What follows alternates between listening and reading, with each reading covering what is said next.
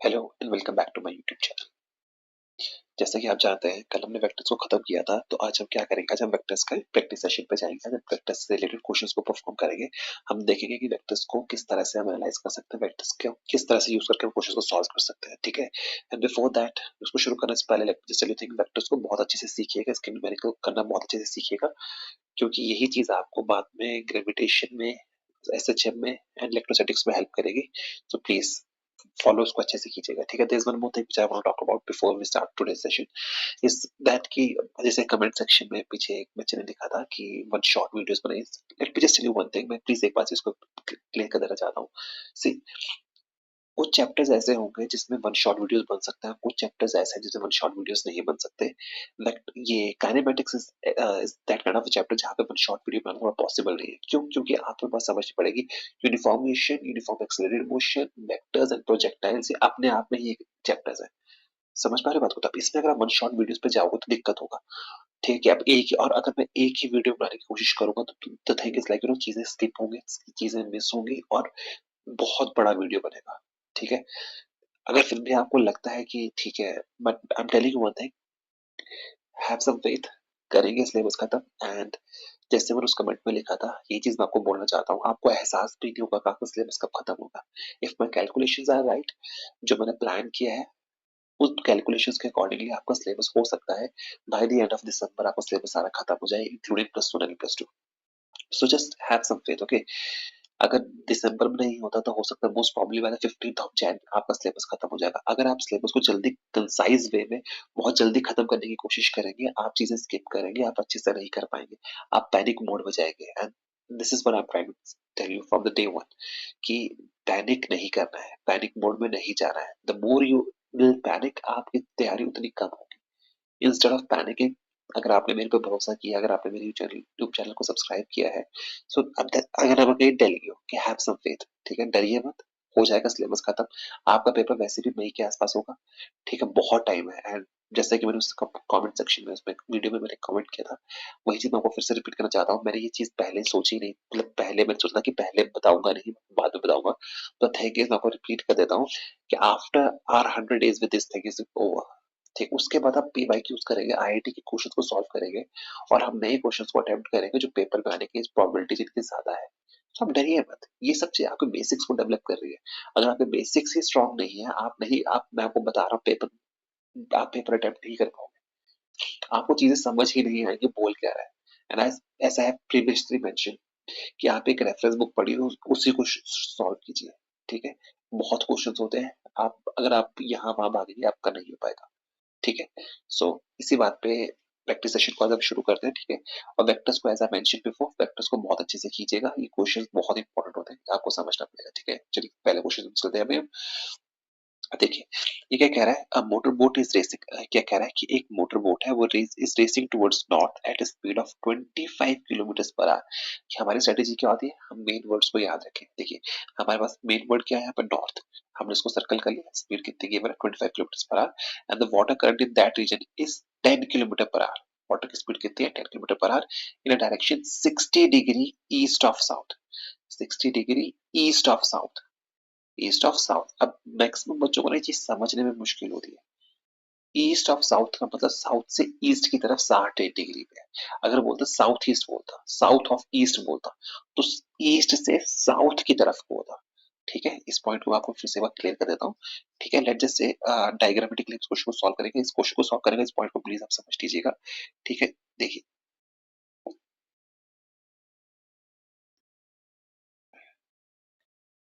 देखिए, हम ये करके चलते हैं, ये आपका नॉर्थ है, ये ईस्ट है, ये साउथ है और ये वेस्ट है। ठीक है, पहले आपको समझ लीजिए चीजों का मतलब क्या होता है। क्वेश्चन में आपको बोला है east of south, east of south, south से ईस्ट की तरफ 60 डिग्रीज है, साउथ से ईस्ट की तरफ 60 डिग्री है, तो ये 60 डिग्री होगा। क्लियर हुई इतनी सी बात? अगर वो कहता,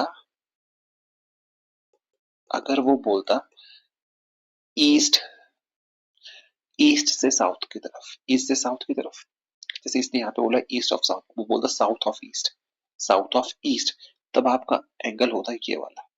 अगर वो साउथ ऑफ ईस्ट बोलता तो एंगल होता है ये वाला। आई होप ये पॉइंट्स क्लियर हो गए, यही चीजें सब जगह पे चलती है, ठीक है। अगर बोला नॉर्थ ऑफ ईस्ट, ईस्ट से नॉर्थ की तरफ, तब आपका एंगल होता है ये वाला। अगर वो बोलता west of north, west of north, तो आपका एंगल होता ये वाला। आई होप ये पॉइंट्स आपके लिए क्लियर हो चुके होंगे, ठीक है। तो अब क्वेश्चन को सॉल्व करते हैं। क्वेश्चन को सॉल्व करें, क्वेश्चन में देखते हैं आगे क्या बोलता है वो। देखिए क्वेश्चन में वो हमें बोल रहा है 60 degree east of south, 60 degree east of south. तो हम क्या करेंगे, 60 डिग्री ईस्ट ऑफ साउथ पर आएंगे पहले। ये है आपका 60 degree east of south, 60 degree east of south, ठीक है। मगर आपको समझना पड़ेगा ये 60 डिग्री ईस्ट ऑफ साउथ है, ये क्या है, वाटर करंट है उस रीजन में, ठीक है। और बोट कहाँ को जा रही है, नॉर्थ की तरफ को जा रही है, बोट आपकी जा रही है नॉर्थ की तरफ को, eight a speed of 25 kilometre per our की स्पीड से जा रही है, एज्यूमिंग दिस एज ओरिजिन। हम इसको ले लेते हैं आपका पॉइंट पी, ठीक है। इसको ले लेते हैं point Q, and assuming OP vector, हमने लिया ओपी वेक्टर को हमने मान लिया एज ए वेक्टर, ठीक है। ओपी वेक्टर को हम मान लेते हैं एज ए वेक्टर, ठीक है। ओ क्यू वेक्टर को हम लेके चलते हैं as B vector. A vector क्या है, speed of boat, and OP vector को हम लेके चल रहे हैं स्पीड ऑफ वाटर, ठीक है। और आपको क्या बोला, हमें क्या निकालना है, रिजल्टेंट वेलोसिटी निकालनी है, हमें क्या निकालनी है, रिजल्टेंट वेलोसिटी निकालनी है। अब देखिए रिजल्टेंट वेलोसिटी निकालने के लिए हमें दो वेक्टर्स के बीच में एंगल चाहिए होता है, मगर यहाँ पे हमें दो वेक्टर्स के बीच में एंगल गिवन नहीं है। हमें दो वेक्टर्स के बीच में एंगल गिवन नहीं है, और दो वेक्टर्स हमारे कौन से हैं, ए वेक्टर है एंड बी वेक्टर है। इन दो वेक्टर्स के बीच में एंगल गिवन है, मगर गिवन नहीं भी है बट स्टिल गिवन है, ठीक है। कैसे, अब एक बात आपको समझनी पड़ेगी, ठीक है। ये जो आपका ओपी वेक्टर है, ये जो आपका ओपी वेक्टर है एंड ये जो आपका ओ बी वेक्टर है, ओ क्यू वेक्टर सॉरी, इनके बीच में ये एंगल कितने का होगा, ये एंगल कितने का होगा, ये एंगल होगा आपका 180 degrees minus 60 degrees is equal to 120 degrees. इतनी सी बात क्लियर होगी। तो यानी कि रिजल्टेंट इन दोनों के बीच में बनेगा, रिजल्टेंट इन दोनों के बीच में बनेगा, ठीक है। अब यहाँ पे मैं आपको एक चीज और बताना चाहता हूँ, प्लीज इस बात को बहुत अच्छे से समझ लीजिएगा, इंपॉर्टेंट है ये बात आपके लिए, इस पॉइंट को लिखिएगा, ठीक है, लिखिएगा। Resultant of a vector is always more aligned, resultant of vectors, sorry vectors होगा यहाँ पे, resultant of vectors is always more aligned towards the vector having higher magnitude। ये बात आपको हमेशा याद रखनी है, ये बहुत इंपॉर्टेंट चीज है। ये आपको ऑलमोस्ट फिजिक्स में मोमेंट ऑफ इनर्शिया वाले जो टॉपिक्स हैं, ग्रेविटेशन वाले टॉपिक्स हैं, इलेक्ट्रिसिटी एंड मैग्नेटिज्म वाले जो टॉपिक्स हैं, वहां पे ये बात आपको बहुत हेल्प करेगी। You have to remember this thing. Resultant of a vector is always aligned towards a vector having higher magnitude, ठीक है। अब जैसे यहाँ पे है, इस क्वेश्चन में है, तो ये चीज को देखिए, ये है आपके पास ए वेक्टर, ये है आपका बी वेक्टर, दोनों के बीच में एंगल कितना है, हमने निकाल लिया 120 डिग्री है। ये है 25 किलोमीटर पर आवर, ये है 10 kilometre per hour as per the question which has been given to us, ठीक है। तो यानी कि जो आपका रिजल्टेंट वेक्टर होगा वो होगा टुवर्ड्स 25 किलोमीटर पर आवर की तरफ को, ठीक है। ये है आपका रिजल्टेंट आर वेक्टर। तो यानी कि अब आप अगर आर वेक्टर को कैलकुलेट करने की कोशिश करेंगे, तो आर वेक्टर की वैल्यू क्या होती है, रिजल्टेंट का कितना होता है, are is equal to under root of A square plus B square plus 2ab cos theta. Now what we're gonna do is we're gonna substitute the values a square and यहाँ पे लिख लेते हैं here theta is equal to 120 degrees. Here is theta is equal to 120 degrees. अब problem क्या है, values को substitute कैसे करेंगे, तो r is equal to under root of 25 square plus 10 square plus 2 into 25 into 10 into cos of 120 whole under root, cos 120 whole under root। Okay, अब बात ये है कि cos 120 की वैल्यू कितनी होती है। ठीक है, cos 120 की वैल्यू कितनी होती है। ठीक है, अब आपको समझना पड़ेगा cos 120 की वैल्यू निकालते कैसे, ये भी हम आपको बता देते हैं। देखिए यहाँ पे साइड में कहीं मेंशन कर देते हैं। देखिए cos 120 इसको मैं लिख सकता हूँ एज cos 180 माइनस 60, और हमने कल पढ़ा था cos ऑफ 180 माइनस थीटा किसके बराबर होता है, माइनस cos थीटा के बराबर होता है। तो यानी कि cos 120 किसके बराबर होगा, माइनस cos 60। तो cos 60 कितना होता है, 1/2। तो यानी कि cos 120 की वैल्यू हो जाएगी माइनस ऑफ 1/2। क्लियर होगी। इन वैल्यूज को आप यहाँ सब्स्टिट्यूट करेंगे, और इनको सब्स्टिट्यूट करने के बाद जो आपके पास रिजल्टेंट निकल के आएगा वो निकल के आएगा as 21.8 of kilometres per hour. Paper में ये नंबर्स ऐसे होंगे कि आपका होल नंबर निकल के आए, फ्रैक्शंस में आ जाए। ठीक है, अब देखिए ये तो आपने रिजल्टेंट निकाल लिया, ये तो आपने रिजल्टेंट निकाल लिया, मगर अब आपको एक चीज और पता होनी चाहिए कि रिजल्टेंट क्या होता है। रिजल्टेंट के साथ साथ उसके साथ डायरेक्शन भी एसोसिएटेड होती है। तो यहाँ पे आप पूछ सकता है कि एंगल कितना होगा, तो एंगल निकालने के लिए हम फॉर्मूला यूज करेंगे tan beta is equal to b sine theta over a plus B cos theta. ठीक है, इसमें वैल्यू को सब्स्टिट्यूट करेंगे and finally we gonna get is beta as 23.4 degree. Paper में एक चीज का ध्यान रखिएगा, मैक्सिमम बच्चों को ऐसा लगता है कि ये वैल्यूज जो है ये हमें कैसे निकालेंगे, तो ऐसा पेपर में आएगा नहीं। पेपर में अगर सपोज कीजिए अगर आप इसको सॉल्व करते हैं तो आपके पास पेपर में आ जाता है जैसे कि आपके पास निकल के आता है tan beta is equal to जैसे 12/13 निकल के आता। ठीक है, तो यानी कि बीटा की वैल्यू कितनी होती, tan इनवर्स ऑफ 12/13। और ऑप्शंस आपकी इस तरह के होगी, पेपर में इस तरह के ऑप्शंस नहीं है। ठीक है, क्लियर होगी बात इतने से। चलिए नेक्स्ट क्वेश्चन पे चलते हैं। देखिए क्या बोल रहा है नेक्स्ट क्वेश्चन में, the greatest and the least. देखिए ग्रेटेस्ट ये एक वर्ड इंपॉर्टेंट ये है, and the least done. The greatest and the least resultant of two forces acting on a point is 10 Newton and 6 Newton. ठीक है, कोई दिक्कत नहीं। If each force is increased by 3 Newton, if each force is increased by 3 Newton, the resultant of the new forces acting at a point and angle 90 degree with each other is कितना होगा, आपको वो निकालना है। ठीक है, easy question है, समझते हैं इस क्वेश्चन को करने के लिए। देखिए अगर आपको कभी ये वर्ड्स यूज करें कि दो वेक्टर्स है उसका रिजल्टेंट मैक्सिमम है, तो ग्रेटेस्ट रिजल्टेंट होने के लिए आपके पास a प्लस बी की वैल्यू कितनी होनी चाहिए, 10 न्यूटन, और मिनिमम है तो आपके पास a minus b must be equal to 6 newton. ये मैंने आपके पास। ठीक है, ये आपकी कंडीशंस होती है मैक्सिमम और मिनिमम के लिए। साइड में लिख देता हूँ, फॉर मैक्सिमम रिजल्टेंट आपको कब मिलेगा, मैक्सिमम रिजल्टेंट आपको कब मिलेगा, when a plus b is equal to ये होगा, ये है आपका मैक्सिमम की वैल्यू। और मिनिमम के लिए आपकी वैल्यू क्या है, a minus b is equal to minimum. इससे क्या समझ पा रहे हो आप, इससे क्या समझ पा रहे हैं, इससे हम ये समझ पा रहे हैं देखिए कि जब वो सेम डायरेक्शन में होगा तो मैक्सिमम वैल्यू दे रहे हैं, और अगर ऑपोजिट डायरेक्शन में तो मिनिमम वैल्यू दे रहे हैं। ठीक है, तो चलिए अब इन दोनों इक्वेशन को सॉल्व कर लेते हैं। तो यहाँ से हमारे पास a की वैल्यू निकल के आ जाएगी 8 न्यूटन, एंड b की वैल्यू निकल के आ जाएगी आपके पास 2 न्यूटन। अगर दोनों इक्वेशन को सॉल्व कर लेंगे, आई होप कि आप इस लीनियर इक्वेशन को सॉल्व कर पा रहे हैं। ठीक है, अब देखिए अब अकॉर्डिंग टू क्वेश्चन क्या है, अकॉर्डिंग टू क्वेश्चन ये है कि आपने दोनों की वैल्यूज को 3-3 न्यूटन से बढ़ा दिया। तो a डैश जैसे कि वो हो जाएगा a plus 3 which is equal to 11 newton, and b dash will be equal to 2 plus 3 that will be equal to 5 newton. तो दैट मींस दैट अब आपके पास जो नए वेक्टर्स निकल के आ रहे हैं those are 11 newton and 5 newton. मगर अब आपको बोल रहा है कि अब आप मुझे ये बताइए कि थीटा की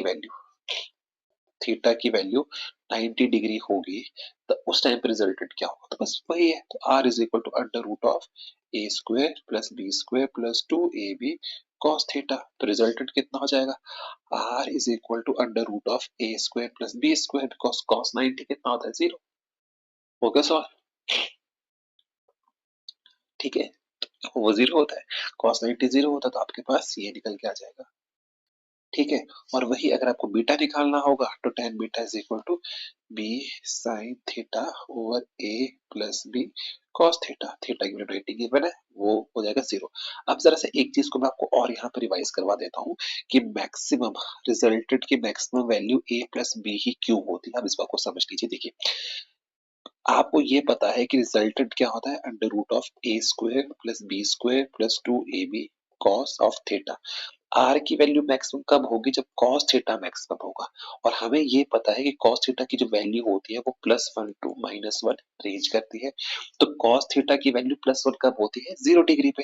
तो उस केस में आर की वैल्यू कितनी होगी, a square plus B square plus 2ab। अगर इस आइडेंटिटी या एक आइडेंटिटी बन के, तो इसको हम लिख सकते हैं ऐसे, ए प्लस बी का होल स्क्वायर। स्क्वायर से अंडर रूट कट गया तो ए प्लस बी बच गया। तो यानी कि आर मैक्स क्या होता है, ए प्लस बी। अगर आर मिनिमम हो तो आर की वैल्यू मिनिमम कब होगी, जब कॉस थीटा मिनिमम होगा। कॉस थीटा मिनिमम कब होगा, जब उसकी वैल्यू -1 होगी। और कॉस की वैल्यू -1 कब होती है, कॉस 180 पे। कॉस 180 होने का मतलब क्या है कि आप एंटी पैरेलल हो। कि अगर ए यहाँ को है, बी यहाँ पे है, तो ये 180 डिग्री का एंगल होगा। क्लियर होगी बात। इसलिए आर मैक्स आपका ए प्लस बी होता है और आर मिनिमम आपका कितना होता है, ए माइनस बी। ठीक है, तो इस पॉइंट को आपने समझ के रखना है।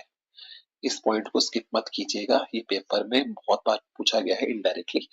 कोई न्यूमेरिकल की फॉर्म में पूछा गया है, जैसे यही न्यूमेरिकल पेपर में आ सकता है। ठीक है, चलिए आगे चलते हैं, अगले क्वेश्चन को पढ़ते हैं क्या बोल रहा है।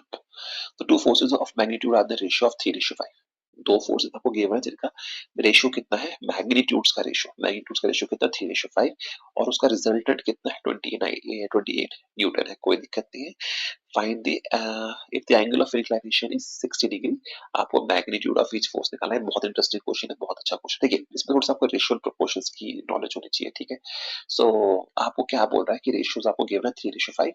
तो यानी कि a over b is given as 3/5।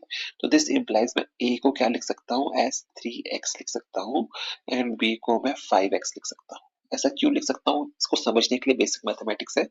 कई बार पता क्या होता है, मैं आपको ऐसी चीजें कि ऐसे क्यों बताता हूँ, क्योंकि बात क्या होता है कि बच्चे, बहुत से बच्चे ऐसे होते हैं जिनको समझ नहीं आता कि ये चीज ऐसी आई तो आई क्यों। सो मेरे पढ़ाने का तरीका डिफरेंट इसलिए है कि मैं आपको हर स्टेप बताता हूँ कि स्टेप आया तो आया क्यों। ठीक है, तो हमने ए को इस फॉर्म में क्यों लिखा, ए को 3x और बी को 5x क्यों लिखा, इसलिए लिखा कि इसको एग्जाम्पल के तौर पे समझते हैं कि लेट जैसे a इज इक्वल टू 15 होता, एंड लेट जैसे b इज इक्वल टू 25 होता। ठीक है, तो a ओवर b क्या होता, 15/25। तो अब a की वैल्यू कितनी है, इसको हम लिख सकते हो 3 into 5 ओवर 5 into 5। 5 से 5 कट गया, 3/5 बच गया। रेशियो कितनी आ गई, 3/5। आई होप इतनी सी बात आपके लिए क्लियर होगी।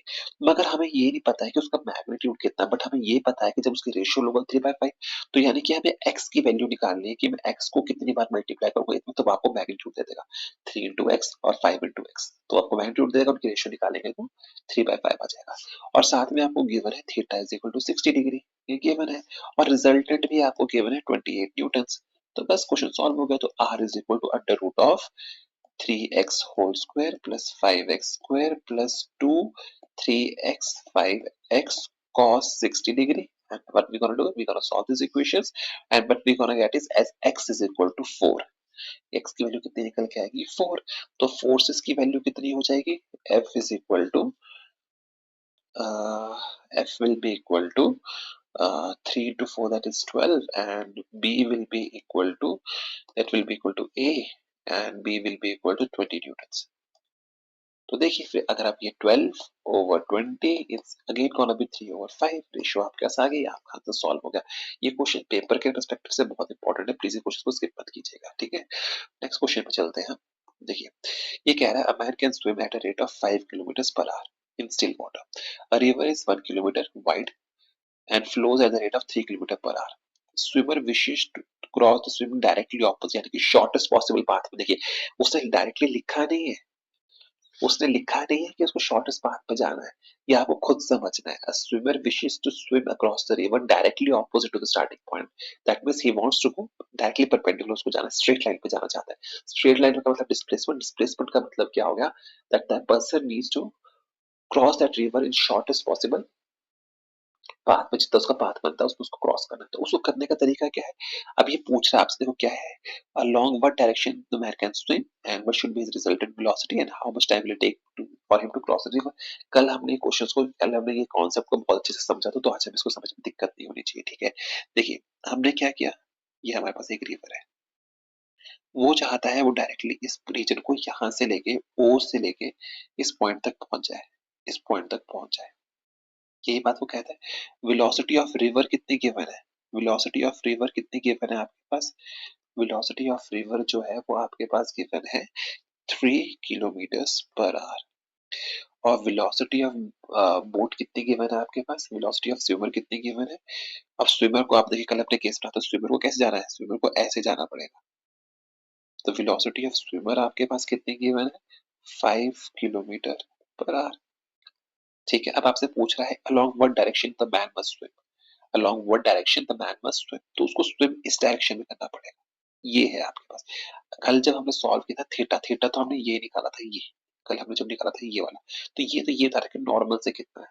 अभी हमें बोल रहा है कितने यहाँ पे निकालना, तो हमें ये वाली वैल्यू निकाल लेगा, जैसे दिस एंगल इज अल्फा, इसको हमने थीटा कैलकुलेट किया था। क्लियर होगी ना बात को, क्लियर होगी बात को। यानी कि अब उसको, अब देखो उसको अपस्ट्रीम ट्रैवल करना है, अपस्ट्रीम से कितना एंगल बनाएगा, तो here alpha is equal to angle that swimmer must make,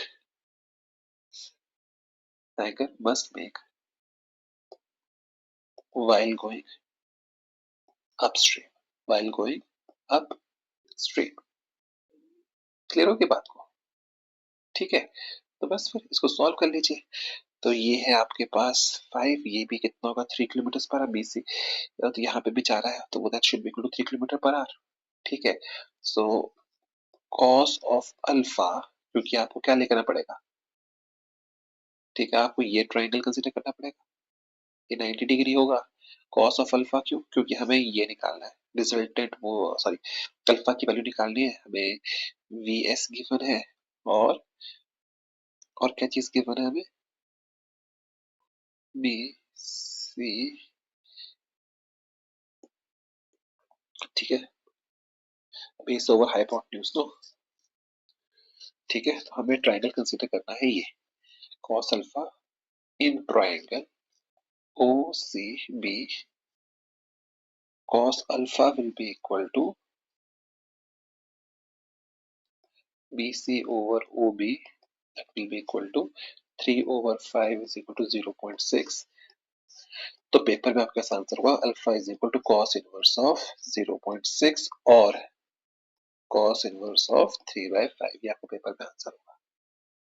ठीक है, लास्ट में नेक्स्ट क्वेश्चन में क्या पूछ रहा है, रिजल्टेंट वेलोसिटी, यानी कि आपको रिजल्टेंट वेलोसिटी क्या है, ये है और ये है आपके पास रिजल्टेंट वेलोसिटी, v की वैल्यू निकालनी है। तो बस फिर हमने कल फॉर्मूला याद किया, v की वैल्यू कैसे निकालेंगे, आप अगर आप ऐसे समझ जाए तो पाइथागोरस थ्योरम से समझ लो, तो आपको ये पता है कि v must be equal to v s square minus v r का स्क्वायर का under root is equal to root of 5 square minus 3 square, this must be equal to 4 kilometre per our.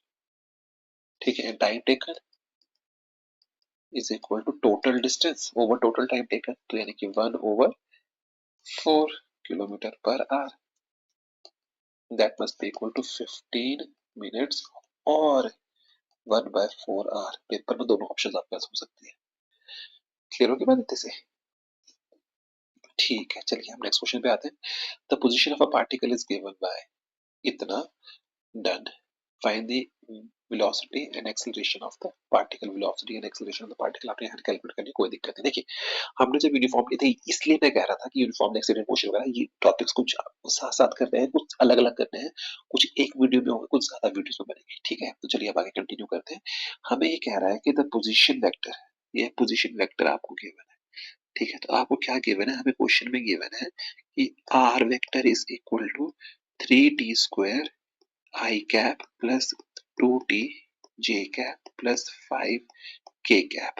हमें बोल रहा है find velocity vt and at। अब देखिए इस question को ना आप समझिए, इस क्वेश्चन में एक बात और भी बन सकता है, वो बोलेगा कि आप vt एंड at निकाल लीजिए of the particle at any time, just say at any time t is equal to मैं जैसे हम लेके चलते हैं 3 सेकंड्स, ये एनसीईआरटी का क्वेश्चन है, एनसीईआरटी में 3 सेकंड गिवन है, ठीक है।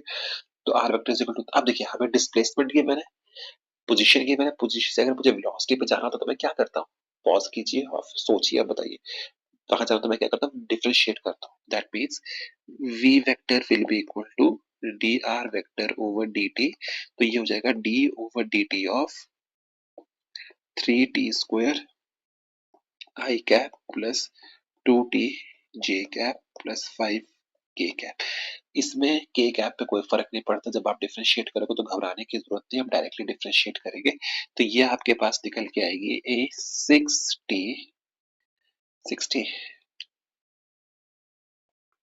3t² है ना, 3t² 2t जे कैप, हाँ तो ये आपके पास निकल के आएगा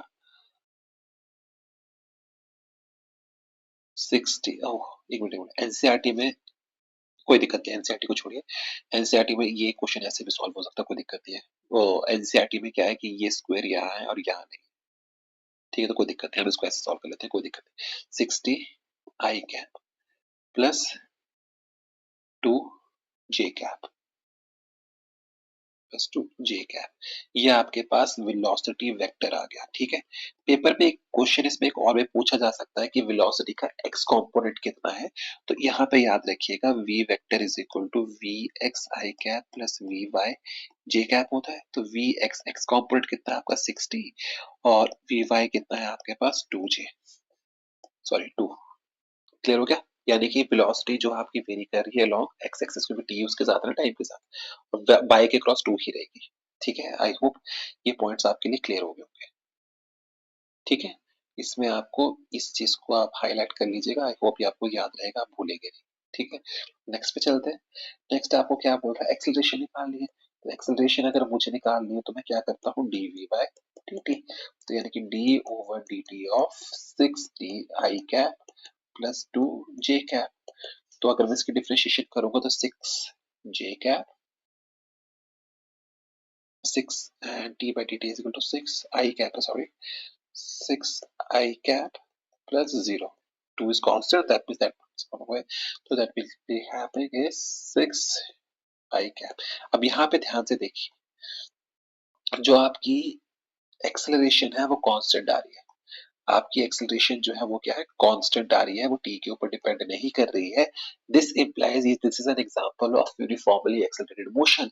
आपका ये असर्शन एंड रीजन में भी बन सकता है, वो ये एक्सप्रेशन देके बोल देगा कि बताओ ये मोशन यूनिफॉर्मली एक्सेलरेटेड है कि नॉन यूनिफॉर्मली एक्सेलरेटेड, तो यूनिफॉर्मली एक्सेलरेटेड मोशन आ गया, और आपको बोलेगा time t is equal to 5 second में एक्सेलरेशन कितनी होगी, तो जितनी अभी है, कितनी है एक्सेलरेशन का ए एक्स कंपोनेंट 6, तो यानी कि एक्सेलरेशन हमेशा 6 है। पेपर में क्वेश्चन और पूछ सकता है, then the velocity and the acceleration across y axis at time t is equal to 5 seconds कितनी है, तो यहाँ पे अगर हम यहाँ देखें तो हमारे पास y कंपोनेंट कितना है 0, क्योंकि हमारे पास सिर्फ x कंपोनेंट है 6 i कैप, y कंपोनेंट 0 है, z कंपोनेंट 0 है, तो y कंपोनेंट के क्रॉस आपकी एक्सप्रेशन कितनी है 0। क्लियर हो गई इतनी सी बात, ठीक है। अब अगला इसका क्वेश्चन में दूसरा पार्ट क्या डाला है, t is equal to 3 second, उसकी वेलोसिटी कितनी होगी, तो कुछ नहीं है, आपने इसमें 3 वैल्यू पुट कर देनी है, v vector is equal to 6 into 3 i cap plus 2 j cap, that should be equal to 18 i cap plus 2 j cap, 18 i cap plus 2 j cap। मगर वेलोसिटी का मैग्नीट्यूड पूछा है, that means v vector will be equal to under root of 18 square plus 2 का square, ये value जितनी भी आती है ये आपका आंसर होगा। क्लियर हो कितनी सी बात, ठीक है ना। आई होप ये पॉइंट आपके लिए क्लियर हुआ होगा कि इस क्वेश्चन को सॉल्व करने का की था, ये आपको पता होना चाहिए किस तरह से चीजें वेरी करती है, क्योंकि जब फोर्स में करेंगे तब चलिए तब आपके पास चीजें और क्लियर हो जाएगी, ठीक है। चलिए अब नेक्स्ट क्वेश्चन पे चलते हैं। A rain is falling vertically with a speed of 35 meters per second. Velocity of rain जो है फॉल करे downward with 35, velocity of rain vector आपके पास कितना दिया है 35 metre per second. Wind starts blowing after some time with the speed of velocity of wind कितनी given है आपके पास 12 मीटर पर सेकेंड। देखिए वर्टिकली गिर रही है, तो यहाँ पे वर्टिकली डाउनवर्ड्स लिख लीजिए, डाउनवर्ड डायरेक्शन में जा रही है, ठीक है। 12 metre per second east to west, east to west ले लेते हैं, ठीक है। आपको निकालनी वेलोसिटी ऑफ रेन, जो सब बच्चे को दिखाई देगी।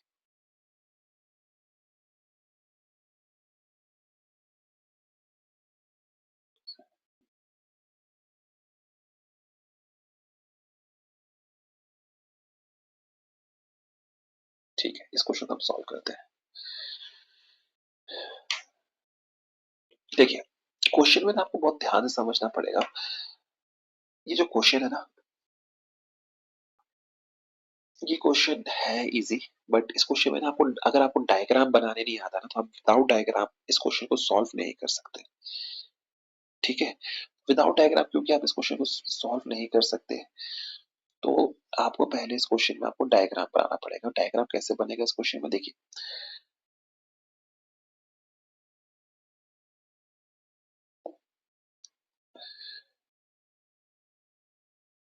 देखिए डायग्राम कैसे बनेगा। पहले ये रहा आपके पास, पहले आप क्या करेंगे, कलर चेंज करेंगे। देखिए, ओहो प्लीज, सो सॉरी, इस पे जाएंगे हम वापस।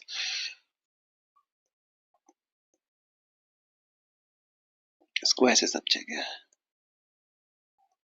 देखिए, पहले हम हर चीज को प्लॉट करते हैं, पेपर में क्या क्या दिया गया, क्वेश्चन में क्या क्या दिया गया। देखिए, पहली चीज हमें दी गई है कि वेलोसिटी ऑफ रेन क्या है, 35 मीटर पर सेकंड डाउनवर्ड्स। तो ये है वेलोसिटी ऑफ रेन, 35 मीटर पर second. Velocity of rain vector 35 metres per second due south मान लेते हैं, डाउनवर्ड गिवन है, ड्यू साउथ मान लेते हैं। ठीक है, और हमें क्या गिवन है, वेलोसिटी ऑफ विंड 12 मीटर पर second from east to west. ये है आपके पास velocity of wind, east to west. Clear होगी बात को? ठीक है, अब आपको पूछ रहा है पहला चीज, the velocity of rain appears to be, velocity of rain appears to B.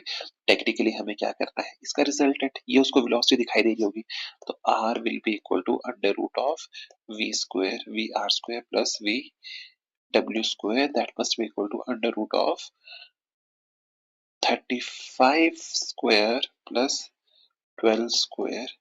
इनकी वैल्यूज को हम पुट करेंगे 144 ना, तो शुड बी आंसर। मैं इसका कैलकुलेट कर लेता हूँ एक बार, जस्ट अ मिनट।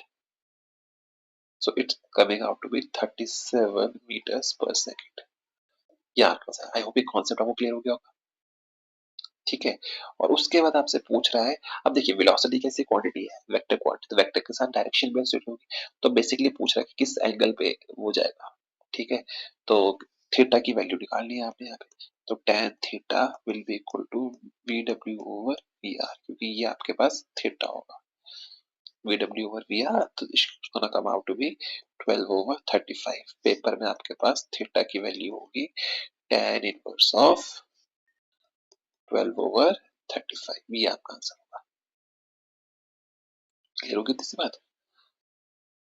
ठीक है ना, चलिए नेक्स्ट क्वेश्चन पे चलते हैं। बॉल, देखिए the ball is acted upon by the following velocities of 3 meter per second due east, okay done, 11 meter per second south and 5 root 2 meter per second northeast. Magnitude, we are required to find the magnitude and the directions of the resultant velocity, magnitude and the direction of the resultant velocity। देखिए, ये वही question है। इस question को करने के लिए पहले आपको देखिए, करने को तो आप इसको डायरेक्टली सॉल्व कर सकते हैं अगर आपके वेक्टर्स में ग्रिप बहुत ज्यादा है, but still I will prefer कि आप क्या कीजिए, पहले इस क्वेश्चन को वेक्टर्स को बनाइए, इस टाइप में डायग्राम बनाइए, क्योंकि ये क्वेश्चन जो है अगर डायग्राम बना के आप सॉल्व करेंगे, क्वेश्चन बहुत इजीली सॉल्व होगा with least chances of you getting this question wrong. Okay, आपके आंसर को गलत करने की प्रोबेबिलिटी बहुत बहुत कम हो जाएगी। ठीक है, तो चलिए सबसे पहले हम क्या करेंगे, यहाँ पे वेक्टर डायग्राम इसका ड्रॉ करेंगे। ठीक है, वेक्टर डायग्राम इसका सबसे पहले ड्रॉ करेंगे। तो क्वेश्चन में क्या बोल रहा है वो हमें,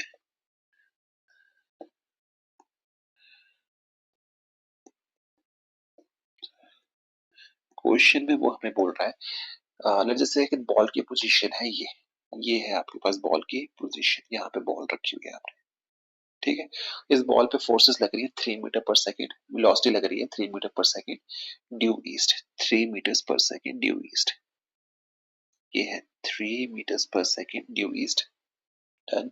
11 मीटर पर सेकंड ड्यू साउथ, 11 मीटर पर second due south, and 5 root 2 metre पर second north east. North east आपको अब एंगल गिवन नहीं है, बट स्टिल एंगल के नॉर्थ ईस्ट होने का मतलब क्या है, ये एंगल कितना गिवन है आपके पास 45 डिग्री और फोर्स कितनी लग रही है 5, वेलोसिटी कितनी लग रही है मीटर पर सेकंड की वेलोसिटी लग रही है।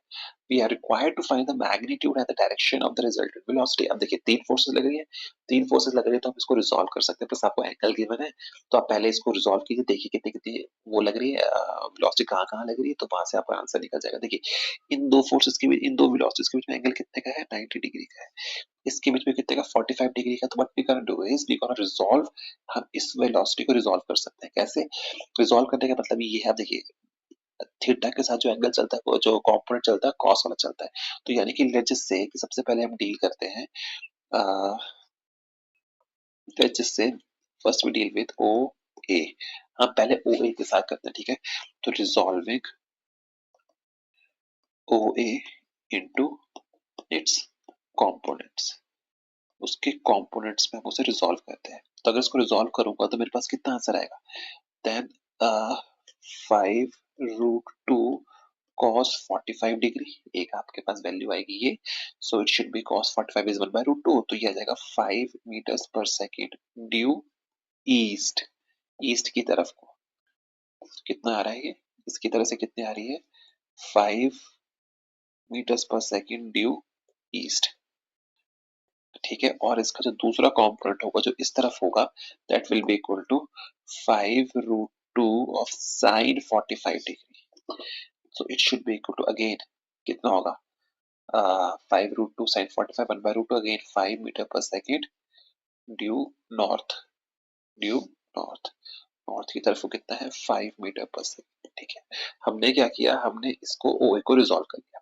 अब क्या करेंगे, अब हमें रिजॉल्व करना है किसको, अब हमें रिजॉल्व करना है इन कंपोनेंट्स को, इसको एंड इसको।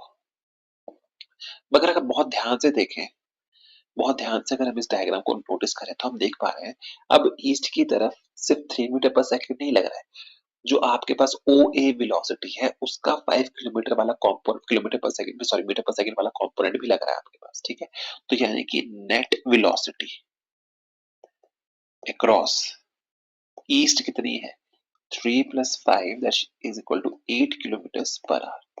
वैसे ही नेट वेलोसिटी अक्रॉस साउथ कितनी है, वो है 11 मीटर पर second minus 5 metres per second sorry, तो ये आपके पास आ जाएगी around again 6 metres per second. Therefore net velocity कितनी लग रही है, इनका रिजल्टेंट, तो ये कितना हो जाएगा under root of 8 square plus 6 square under root 100 that should be equal to 10 metres per second. 10 metres per second कहाँ को, अब बीटा भी तो निकालना पड़ेगा।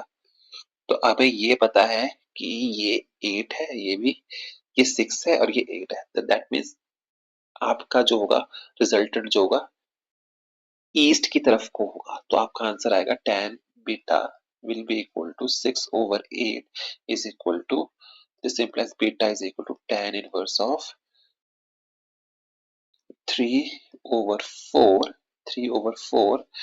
अब ये किस डायरेक्शन में होगा, अब देखिए मैंने क्या कहा था, जिसका मैग्नीट्यूड ज्यादा होता है रिजल्टेंट उसकी तरफ को होता है, यानी कि इसकी तरफ को है, तो रिजल्टेंट यहाँ से किस डायरेक्शन में है, तो ये है south of east, south of east. आपको ये पॉइंट समझ आ गया, अगर नहीं समझ आया है तो प्लीज एक बार पिछले क्वेश्चन को देखिए, आपको समझ आ जाएगा साउथ ऑफ ईस्ट वाला कॉन्सेप्ट, ठीक है। चलिए अब आइए नेक्स्ट क्वेश्चन पे चलते हैं। देखिए ये क्वेश्चन बहुत ही है, ये PYQ का है आपके पास, आई डोंट नो किस साल में आया था बट बहुत पहले आया था, बट क्वेश्चन आ चुका है पेपर में, ठीक है। अब देखिए यहाँ पे हम आपको एक पॉइंट और क्लियर कर देंगे, ठीक है। ये कह रहा है find the value of m, आपको m की वैल्यू निकालनी है for which a vector is perpendicular to b vector. देखिए यहाँ पे मैं आपको एक बात बता दूं, अगर वो आपको बोले, आपको बताना है टू प्रूव, ये चीज याद रखिएगा, to prove a vector is perpendicular to another vector, to prove a vector is perpendicular to another vector, हम क्या करते हैं, we take the scalar product और डॉट प्रोडक्ट भी जिसे हम बोलते हैं, ठीक है। ये बात हो गई। ठीक है, यहीं पे लिख लीजिए and to prove that two vectors are parallel, हम क्या लेते हैं, क्रॉस, और जिसको हम वेक्टर प्रोडक्ट भी बोलते हैं, वेक्टर प्रोडक्ट भी बोलते हैं। तो ये चीजें आपको पता होनी चाहिए क्वेश्चन को सॉल्व करने से पहले, ठीक है। अब हमें क्या बोल रहा है, परपेंडिकुलर प्रूफ करना है, यानी कि इन दोनों वेक्टर्स का मुझे क्या करना पड़ेगा, डॉट प्रोडक्ट। क्यों करना पड़ेगा, क्योंकि जब परपेंडिकुलर होते हैं तो cos 90 कितना होगा, 0, तो यानी कि डॉट प्रोडक्ट कितना आता है, 0, तो वहां से हम की वैल्यू निकाल सकते हैं। दैट मींस आपके पास गिवन है A vector dot B vector will be equal to A B cos 90, क्योंकि आपको गिवन है perpendicular, that must be equal to 0, तो यानी कि अब इसको हम सॉल्व करेंगे तो ये वैल्यूज को सब्स्टिट्यूट करेंगे, 2i cap plus 3j cap minus 6k cap minus 6k cap है, sorry, k cap dot 3i cap minus mj cap plus 6k cap is equal to 0। अब कल हमने डॉट प्रोडक्ट सीखा था, तो इसको अगर हम डॉट प्रोडक्ट करेंगे तो कितना आ जाएगा, 2 इंटू 3, अब आई से आई डॉट आई कितना होता है 1, तो अब वापस वेक्टर्स लेंगे, स्केलर क्वांटिटी आएगी, ठीक है, minus 3 into M, 3m minus 36 is equal to 0। तो अगर मैं इसको सॉल्व करूं तो it should be equal to 6 minus 3m minus 36 is equal to 0, 30, तो this implies m की वैल्यू कितनी होनी चाहिए, -10। So this implies for m is equal to -10 the two vectors will be perpendicular to each other, two vectors will be perpendicular to each other इस value के लिए। I hope question समझ आ गया होगा आपको, ठीक है। चलिए नेक्स्ट क्वेश्चन पे चलते हैं। नेक्स्ट क्वेश्चन क्या बोल रहा है आपके पास, a particle starts from origin at t is equal to 0 with a velocity of 5 metre पर सेकंड, यानी कि इनिशियल वेलोसिटी गिवन है, at time t is equal to 0 पे वेलोसिटी कितनी है, 5 मीटर पर सेकंड है, along positive x axis and moves in xy plane under the action of constant acceleration of it 3i cap plus 2j cap meter per second square done, determine the y coordinate of the particle at the instant when x coordinate is 84 मीटर। बहुत interesting question है और ये NCERT का question है, ये question आपका NCERT का क्वेश्चन है। The speed of the particle at this moment कितनी होगी, ठीक करते हैं, क्वेश्चन दिक्कत की बात नहीं है, बहुत इजी है एंड बहुत सिंपल क्वेश्चन है। और आप देखिए कि एनसीईआरटी की वेटेज कितनी जबरदस्त है, एनसीईआरटी में कितने अच्छे अच्छे क्वेश्चन है, इसलिए मैंने आपको कहा था कि अगर आप अपनी रेफरेंस बुक कोई भी जॉब करना चाहते हो वो कीजिए, और साथ में अगर आप ये कर लेते हैं आपको दिक्कत नहीं होगी, एनसीईआरटी कर लीजिए साथ में, आपको भी दिक्कत नहीं आएगी, you will never face problems in any kind of examination whether it's JEE Mains और इट्स वेदर इट्स नीट, ये बात आपको समझनी पड़ेगी, ठीक है। चलिए अब हम इस क्वेश्चन को सॉल्व करते हैं। पहले हम लिख लेते हैं, ठीक है। आपको गिवन है at t is equal to 0, t is equal to 0, velocity कितनी है आपके पास, 5 metres per second along positive x axis. तो इसको हम कैसे लिख सकते हैं, that is velocity is equal to 5 metres per second I cap के क्रॉस है, तो हम उसको ले सकते हैं, ठीक है, under the action of constant acceleration. And आपके पास एक्सेलरेशन कितनी गिवन है, ए वेक्टर आपके पास गिवन है 3i cap plus 2j cap metres per second square. इसको और अच्छे से समझ लेते हैं, अगेन इस ए वेक्टर को मैं लिख सकता हूं as ax i cap plus ay j cap लिख सकता हूं। तो यानी कि दिस इंप्लाइज x के अक्रॉस आपकी एक्सेलरेशन कितनी है 3 एंड ay के अक्रॉस आपकी एक्सेलरेशन कितनी है 2, ठीक है। ये चीजों को ध्यान रखिएगा, ये चीजें आगे काम आएंगी हमारे, अभी आगे काम आने वाली चीज, ठीक है। क्लियर हो गई इतनी सी बात, आपको गिवन है ए वेक्टर आपके पास गिवन है, सब कुछ आपके पास गिवन है। चलिए अब आगे इस क्वेश्चन को सॉल्व करते हैं, नीचे सीधा आपके पास गिवन है, ठीक है। अब आपको ये बोल रहा है आपने डिस्टेंस कितना ट्रेवल किया है। अब देखिए पहले पार्ट में आपको ये बोल रहा है कि आपको y कंपोनेंट निकालना है जब आपकी x कंपोनेंट का जो डिस्प्लेसमेंट है वो 84 मीटर है। देखिए अब एक बात को समझिएगा, जो एक्सेलरेशन जिस डायरेक्शन में है वो वेलोसिटी के उसी कंपोनेंट को इफेक्ट करेगी। यानी कि यहाँ पे जैसे ए वाई आपका 2 है, तो यानी कि जो 2 वाला कंपोनेंट है एक्सेलरेशन, जो वाई कंपोनेंट जो है वो 2 मीटर पर सेकंड स्क्वायर से इंक्रीज करेगा, और जो कंपोनेंट आपका जैसे ax है 3, तो यानी कि 3 मीटर पर सेकंड स्क्वायर जो केवल x कंपोनेंट की वेलोसिटी को इफेक्ट डालेगी। क्लियर होगी बात? 3 मीटर पर सेकंड स्क्वायर आपके x कंपोनेंट ऑफ वेलोसिटी पे फर्क नहीं डालेगी। जो कंपोनेंट जिस डायरेक्शन में होता है वो उसी कंपोनेंट के डायरेक्शन में इफेक्ट डालेगा। आई होप ये पार्ट आपको क्लियर होगी। ठीक है, अब इस क्वेश्चन को, इस पॉइंट को अच्छे से समझ, देखिए आपको क्या बोल रहा है कि आपको x इज इक्वल टू कितना है 84 मीटर्स, आपने 84 मीटर्स ट्रेवल किया है लॉन्ग x डायरेक्शन। तो यानी कि अब मुझे ये पता है कि पहले आप ये देखिए आपको क्या निकालना है, y कोऑर्डिनेट निकालना है। तो y कोऑर्डिनेट निकालने के लिए आपके पास ये वेलोसिटी भी है, आपके पास एक्सेलरेशन भी है। आपको क्या चाहिए? टाइम। आपको क्या चाहिए? टाइम चाहिए। आपको टाइम चाहिए तो टाइम निकालने के लिए क्या करेंगे, देखिए x is equal to U T plus half A T square. X के क्रॉस कितना है उसका 84 मीटर्स, u कितना है 5 मीटर पर सेकेंड, किस डायरेक्शन में है वो, i के क्रॉस है तो 5 ही लेके चलेंगे। t प्लस हाफ और एक्सेलरेशन कितनी है x के क्रॉस 3 इंटू एक्सेलरेशन कितनी है 3, तो वो कितना हो जाएगा इंटू टी का स्क्वायर। तो अगर मैं इसको पूरी इक्वेशन को सॉल्व करूं तो मेरे पास एक क्वाड्रेटिक इक्वेशन निकल के आएगी जिसको हम बोलते हैं 3t square plus 10t minus 168 is equal to 0। जब मैं इस इक्वेशन को सॉल्व करूंगा तो मेरे पास टाइम की वैल्यू निकल के आएगी 6 सेकेंड्स। कितनी निकल के आएगी? 6 सेकेंड्स हमारे पास इसकी वैल्यू निकल के आएगी। ठीक है, अब एक चीज और ध्यान से समझिए इस क्वेश्चन में जो मुझे पहले डिस्कस करनी थी, जो मैं बताना भूल गया आपको। देखिए, a particle start from t is equal to the velocity 5 metre पर सेकंड अक्रॉस x एक्सिस, यानी कि उसके पास वेलोसिटी अलोंग सिर्फ x एक्सिस है। दिस इंप्लाइज उसके पास इनिशियली जो आपका y कंपोनेंट है vy कितना है, वो 0 है at t is equal to 0 पे। क्लियर होगी बात? यानी कि y एक्सिस के क्रॉस उसका इनिशियल वेलोसिटी कितना है 0। ठीक है, तो यानी कि अगर मुझे मुझसे बोला है y की वैल्यू निकालनी है तो y is equal to U Y T plus half A Y T का स्क्वायर। तो यू वाई कितना है आपके पास 0, तो ये हो गया 0।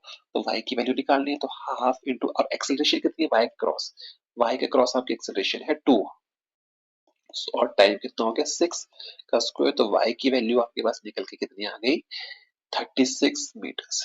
36 मीटर्स, ये आपके पास फर्स्ट क्वेश्चन आपने सॉल्व कर लिया। क्लियर होगी बात इतनी सी? आई होप मैंने जितने धीरे धीरे हो सकता है समझाने की कोशिश की ताकि आपको समझ आ सके। ठीक है, उसके बाद आपके पास नेक्स्ट क्वेश्चन में आपके पास पूछ रहा है वेलोसिटी द सॉरी, ठीक है, उसके बाद आपसे पूछ रहा है the speed of particle at any moment, speed of the particle at any moment निकालने को बोल रहा है। ठीक है, कोई दिक्कत नहीं है, कोई घबराने वाली बात नहीं है। आपको ये पता लग गया at this moment, any moment at this moment है यानी कि 6 सेकंड। तो बस वही है। तो पहले आप यानी कि देखिए अब आपको पता है कि वेलोसिटी किससे मिलके बनी होती है, vx प्लस vy से मिलके बनी है। तो यानी कि वेलोसिटी की वैल्यू 6 सेकंड में कितनी होगी, vx का स्क्वायर प्लस vy का स्क्वायर। टेक्निकली vx निकाल लेंगे आप 6 सेकंड में कितना है, और vy निकाल लेंगे 6 सेकंड में कितना है।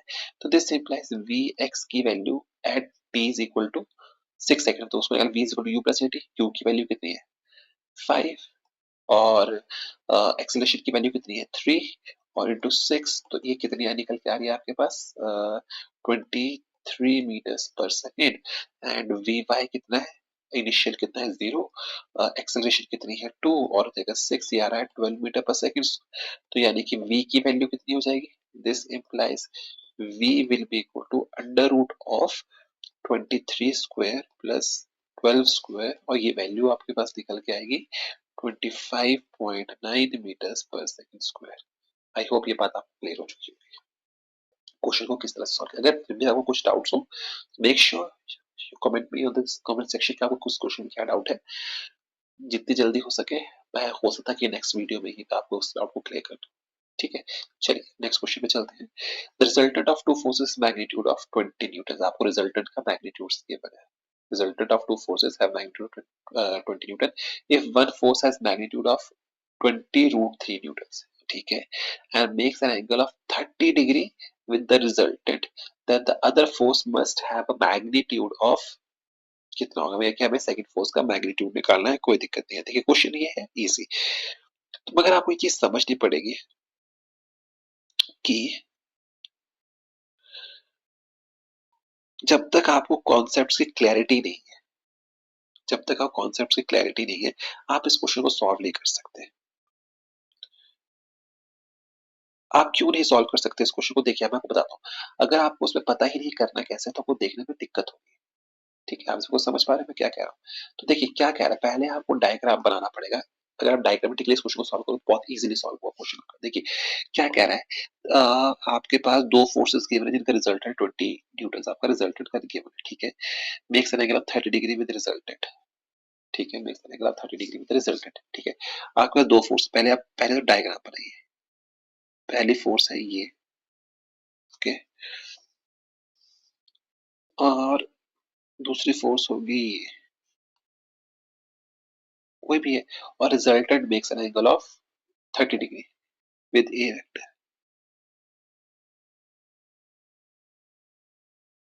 ये लीजिए, ये कितने का एंगल बना रहा है, 30 डिग्री का एंगल बना रहा है विद द रिजल्टेंट। ये है आपका 20 न्यूटन और ये है आपका 20√3 न्यूटन। आई होप ये बात क्लियर होगी होगी क्वेश्चन में। ठीक है, तो इसके बाद क्या चीज है, इस क्वेश्चन को सॉल्व करने के तरीके बहुत ज्यादा होते हैं। मतलब ये इतना क्वेश्चन में डिफिकल्टी वाली कोई बात नहीं है इस क्वेश्चन में। ठीक है, चलिए आगे सॉल्व करते हैं। अब इस क्वेश्चन को देखिए,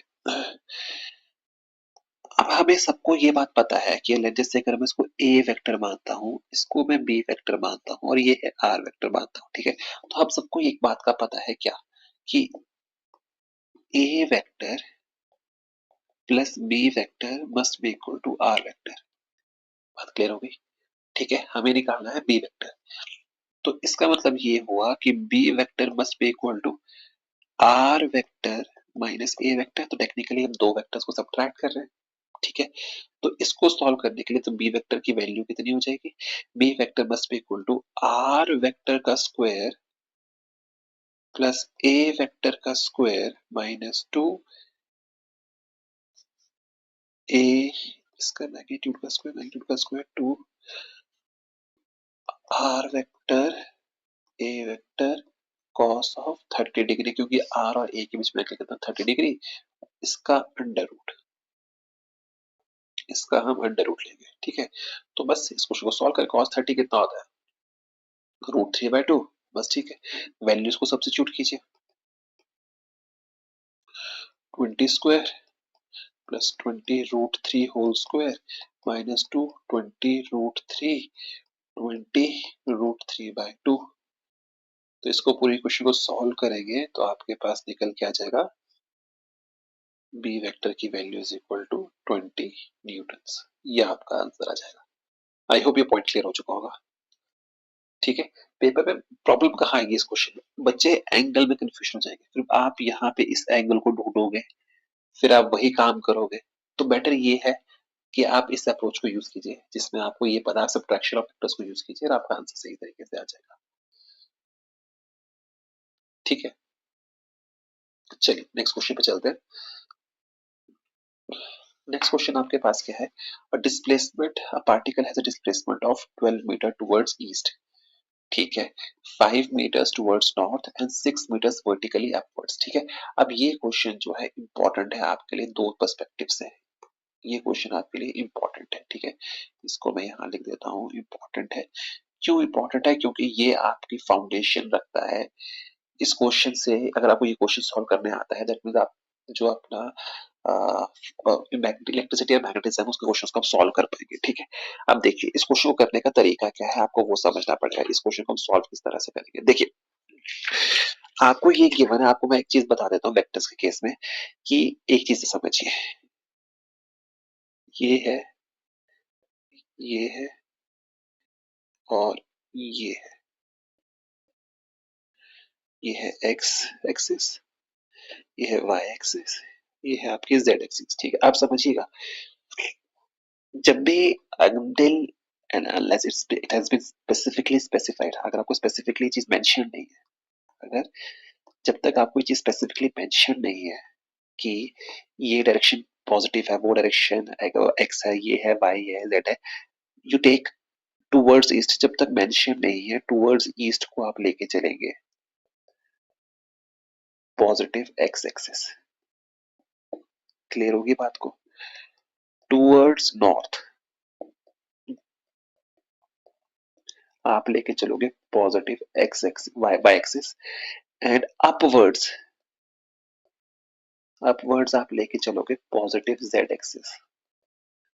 ये चीज याद रखिएगा, जब तक क्वेश्चन में मेंशन्ड चीजें ना हो, ये चीजें मेंशन ना हो, तब तक आपने ये चीजें लेके चलना है until specifically mentioned। ठीक है, अब इसका अगर ये आ गया तो इसका मतलब क्या हुआ, इसका मतलब ये हुआ दिस इंप्लाइज टूवर्ड्स वेस्ट क्या होगा, आपका हो जाएगा negative X axis, towards south क्या होगा, negative Y axis, and towards bottom बोले तो नेगेटिव जेड एक्सिस। ये चीज क्लियर होगी बात को?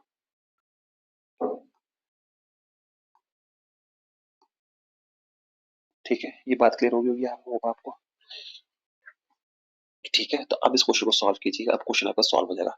क्योंकि ये चीज आपको इलेक्ट्रिसिटी मैग्नेटिज्म में जरूरत होती है कि अगर मैग्नेटिक फील्ड अपवर्ड है तो आपको प्लस के लेके चलना पड़ता है, समझिए बात, अगर नॉर्थ है तो आपको प्लस वाई लेके चलना पड़ता है, समझिए, ये चीज आपकी वहां काम आएगी, तो इसलिए चीज आपका इंपॉर्टेंट है। तो ये क्वेश्चन, अब क्वेश्चन आपका सॉल्व हो गया। अब इस क्वेश्चन में कुछ नहीं बचा, particular displacement of 12 metre towards its, यानी कि आपका हो जाएगा 12 i cap plus 5 metre towards north 5 j cap plus 6 k cap.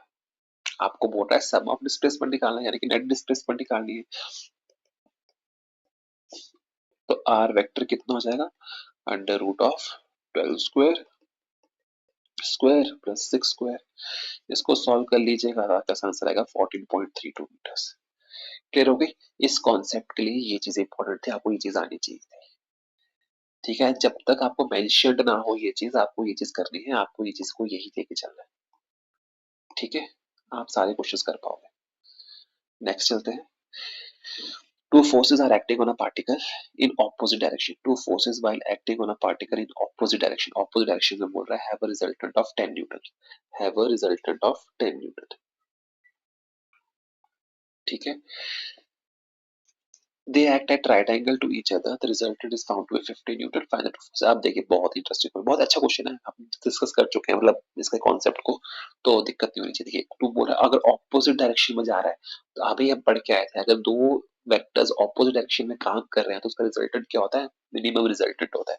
तो आपको ये गिवन है, तो इसका मतलब हुआ कि let us assume if A vector and B vector जो है आपके गिवन वेक्टर्स हैं, are the given vectors, this implies आपको गिवन है 10 is equal to A vector minus B vector. आप कोई भी एज्यूम कर लीजिए कि आपका वो बड़ा है, कौन सा वाला वेक्टर छोटा है, दैट डिपेंड्स ऑन यू। ठीक है, वो कर लिया। ठीक है, एंड व्हेन दे तभी इतना है, and if they act at right angles to each other the resultant is found to be 50 newton. Resultant का 50 न्यूटन से कब, जब वो एक्ट कर रहे हैं किस पे, 90 डिग्री पे। तो 90 डिग्री पे फॉर्मूला क्या होता है, are is equal to under root of A square plus B square plus 2ab cos 90। cos 90 कितना होता है, 0, तो आर कितना होता है, under root of A square plus B square. ये चीज याद रखिएगा, ये चीज आपको डायरेक्टली भी याद होनी चाहिए। ठीक है, तो कितना हो जाएगा, 50 is equal to under root of A plus B square का स्क्वायर। क्लियर होगी बात को? बस वैल्यूज को सॉल्व कीजिए, सब्स्टिट्यूट कीजिए। तो दिस, क्योंकि दो वेरिएबल्स हैं, दो लीनियर इक्वेशन सॉल्व करेंगे तो ए की वैल्यू आपके पास निकल आएगी 40 न्यूटन्स एंड बी की वैल्यू निकल के आएगी 30 न्यूटन्स। होमवर्क के लिए आप जैसे इस क्वेश्चन को करना चाहें तो आप ये कर लीजिए कि ये ले लीजिए और जैसे जब वो एक्ट कर रहे हैं किसी एंगल पे, मान लीजिए इसी क्वेश्चन को सॉल्व कीजिए, बट अब आप इस पे एंगल ले लीजिए 90 डिग्री की जगह पे आप ले लीजिए 60 ले लीजिए। फिर इस क्वेश्चन को सॉल्व कीजिएगा, देखिए आप कर पा रहे हैं कि नहीं कर पा रहे हैं। ठीक है, क्लियर हो गई थी बात? ठीक है, चलिए नेक्स्ट क्वेश्चन पे चलते हैं। नेक्स्ट क्वेश्चन पे चलेंगे। देखिए क्या बोल रहा है, given that ABC is equal to 0। Okay, out of the ABC vectors आपको गिवन है, Out of the three vectors, two are equal in magnitude. बहुत इंटरेस्टिंग क्वेश्चन है. And the magnitude of third vector is root 2 times either of the two having the equal magnitudes. Okay, angle between the equal magnitude vector. बहुत simple. देखिए interesting question है, अच्छा question है और important question है. कैसा question है ये आपका? इम्पोर्टेंट क्वेश्चन है. समझ की बात को. देखिए क्या करना है इस क्वेश्चन में. आपको गिवन है a vector plus b vector plus c vector is equal to 0. इस बात का मतलब क्या है? इस बात का मतलब ये है कि अज्यूमिंग कि ये फोर्सेस है. अगर मान लीजिए ये फोर्स है तो मतलब बॉडीज का इक्विलिब्रियम है. इस बात का एक और मतलब भी है. क्या मतलब है? इस बात का ये मतलब है कि किन्हीं वेक्टर्स का रिजल्टेंट 0 कब होता है? जब वो सारे के सारे सेम ऑर्डर में होते हैं. तो इसका मतलब क्या है कि a वेक्टर बी वेक्टर अगर हम ये ऐसे मान के चलते हैं एंड सी वेक्टर सबके सब ऑर्डर सेम है, इनका रिजल्टेंट सेम है. A vector B vector and C vector. ये चीजें क्लियर हो गई. ये इतनी ज्यादा इंफॉर्मेशन हमें यहाँ से मिल रही है, हमें यहाँ से ये इंफॉर्मेशन मिल रही है. ठीक है. साथ में हमें ये भी कह रहा है, वो हमें ये भी कह रहा है कि क्या कह रहा है कि दो वेक्टर्स का मैग्नीट्यूड सेम है. Are same in vector. assuming magnitude of A vector is equal to B vector according to question given है. This implies magnitude of C vector. C vector का magnitude जो है under root 2 times of A vector है या under root 2 times of B vector है. जो आपको अच्छा लगे उठाइए और चल लीजिए. कोई दिक्कत? ये इक्वेशन, ये सारी इन्फॉर्मेशन आपको यहाँ पे मिल पा रही है. ठीक है. अब आपको एक बात और भी पता होनी चाहिए. कोई भी जो वेक्टर्स होते हैं, जो भी कोई वेक्टर्स होते हैं, आपको एक बात और पता है कि A square plus B square is equal to C square होता है. जो भी आप सी को चलिए आप रिजल्टेंट मान लें, किसी भी तरह से लिखिए. आप इस तरह से लिखते हैं रिजल्टेंट जीरो सेम ऑर्डर बात अलग है, but A square plus B square C square लिखते हैं. ठीक है. और ये इक्वेशन कब फॉलो होती है? ये इक्वेशन आपकी तब फॉलो होती है कि जब आपका ए एंड बी, ये इक्वेशन तब आपकी फॉलो होती है जब आपका angle between A and B, angle between A and B will be equal to 90 degree. आप डाल के देखिएगा a plus B cos square theta में कॉस 90 की वैल्यू डालिए, आपका सी आंसर निकल के आता है. ठीक है. इसका मतलब ये हुआ कि जो आपका डायग्राम, ये वाला डायग्राम था, ये ऐसे ना बन के ये डायग्राम आपका इस फॉर्म में बनेगा. A vector B vector and C vector और ये एंगल होगा 90 डिग्री. क्लियर होगी बात इतनी सी? आई होप कोई दिक्कत नहीं रही होगी इसमें. ठीक है. तो अब इसका मतलब ये हुआ, इस डायग्राम को मैं आपके लिए अच्छे से बना देता हूँ. प्लीज एक मिनट रुकिएगा ताकि आपको दिक्कत ना हो. ये जो डायग्राम आपका ऐसा दिखा रहा था पहले, वो एक्चुअली में डायग्राम वैसा ना हो के वो एक्चुअली में डायग्राम कैसा है, वो एक्चुअली में आपका डायग्राम इस तरह से है.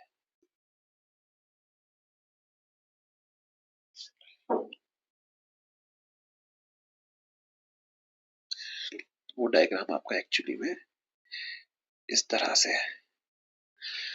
क्लियर होगी बात? और आपको ये भी गिवन है कि अब आपने ये पता लगा लिया कि एंगल कितने का है, 90 डिग्री का है. क्लियर होगी बात इतनी सी? अब आपको निकालना है angle between, find the angle between equal magnitude vectors. अब आपको एंगल्स निकालना है between B and C and A and C. कोई दिक्कत नहीं. अब आपको मगर ये 90 डिग्री का, दैट मीन ये एंगल कितने का होगा? ये तो एंगल कितने का होगा? 45 डिग्री के. क्लियर होगी बात को? अब बस एंगल निकाल लीजिए बी और सी के बीच में और ए और सी के बीच में, बी और सी के बीच में और ए और सी के बीच में. ये क्या है आपका एंगल? ए वेक्टर. ये क्या है आपका? B vector. तो ए और सी के बीच में एंगल कौन सा होगा? ए और सी के बीच में एंगल होगा. देखिए मैंने आपकी बात और कही थी, एंगल्स हमेशा एंटी क्लॉकवाइज डायरेक्शन में लिए जाते हैं. तो ये हो जाएगा एंगल आपका 135 डिग्री का. Therefore angles between A vector, between sorry C vector और उसके बीच में निकालना है, ए और सी के बीच में, सी और ए के बीच में निकालना है. फर्क है दोनों में. तो angle between C vector and A vector will be 135 degree because 180 minus 45. और ऐसे ही एंगल बिटवीन C and B will be equal to 135 degree. Clear होगी बात इतनी? अच्छा क्वेश्चन था, इंटरेस्टिंग क्वेश्चन था. ये पेपर के पर्सपेक्टिव से इंपॉर्टेंट क्वेश्चन है. ठीक है. चलिए नेक्स्ट क्वेश्चन में चलते हैं. ये क्वेश्चन आपके लिए बहुत ज्यादा इंपॉर्टेंट है। जब ये क्वेश्चन मिला था तो आई रियलाइज, जब इस क्वेश्चन को सॉल्व करने लगे, देखने में क्वेश्चन छोटा है बट ये क्वेश्चन इतना छोटा है नहीं। इस क्वेश्चन में आपको समझना पड़ेगा, ये क्वेश्चन देखने में छोटा है बट इसका कॉन्सेप्ट बिल्डिंग, इसका सब कुछ बहुत ही अच्छा क्वेश्चन। जब मैं क्वेश्चन ढूंढा था तब मुझे देख के लगा था कि क्वेश्चन जल्दी सॉल्व हो जाएगा, जब मैं इस क्वेश्चन को सॉल्व किया था। बट ये क्वेश्चन है, क्वेश्चन जल्दी सॉल्व होने वाला, बट इतना आसान है, इसमें कॉन्सेप्ट बिल्डिंग आपकी बहुत अच्छी है। देखिए, to buses start from bus stand at velocities of 10 km per hour and 30 km per hour along two tracks inclined at 60 degree. Find the distance between them after 12 minutes. 12 minute का तो उसका distance निकालना है। रुकिए, यहाँ पे आप देखिए आप क्वेश्चन को कितनी जल्दी सॉल्व कर पाते हैं। ठीक है, फिर आगे कंटिन्यू करिएगा, वीडियो को पॉज कीजिए और देखिए। ठीक है, तो देखिए क्या बोल रहा है। To buses start from bus stand at velocities of 10 kilometre per hour and 30 kilometre पर। देखिए दो ट्रैक्स आपके जो है वो अलाइंड है at an angle of 60 degree. Two tracks are aligned at an angle of 60 degree. देखिए पहली चीज इस बात को समझिए आप, हमने इस क्वेश्चन का डायग्राम बनाया है इस तरह से। पेपर में हो सकता है आपको डायग्राम वो इस तरह से दे कि दो ट्रैक्स ऐसे हैं, वो कैसे भी दे सकता है, वो आपको दो ट्रैक्स ऐसे भी बना के दे सकता है। ठीक है, घबराना नहीं है, एंगल 60 डिग्री है, आपको कोई मतलब नहीं है। समझ के बात को, तो डरना नहीं है। जैसे आप इनके वेक्टर्स को रोटेट कर सकते हो, कोई फर्क नहीं पड़ेगा। ठीक है, आप ऐसे बना के देख लीजिए। ठीक है, ये है 60 डिग्री, कितना है 60 डिग्री गिवन है आपको।